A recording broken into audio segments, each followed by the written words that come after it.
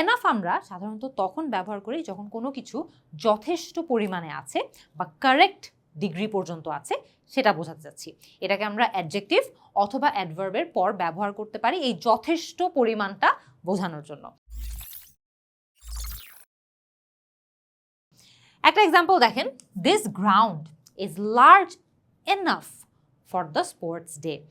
এই গ্রাউন্ডটা যথেষ্ট বড় আছে স্পোর্টস ডে এর জন্য। সো এখানে হলো আমাদের অ্যাডজেক্টিভ, এখানে হলো আমাদের এনাফ, ঠিক আছে, যথেষ্ট বড়। আচ্ছা, he isn't explaining clearly enough, I can hardly understand him. সে যথেষ্ট ক্লিয়ারলি এক্সপ্লেইন করছে না, আমি তার কোনোই কথা বুঝতে পারছি না। সো এখানে আমরা অ্যাডভার্বের সাথে ইনাফটা ব্যবহার করেছি, বোঝা গেছে? আমরা যথেষ্ট পরিমাণে আছে এটা বোঝানোর জন্য ব্যবহার করছি। তো একটা এক্সাম্পল দেখেন, this coffee isn't strong enough for me. Strong enough না, কড়া এনাফ না।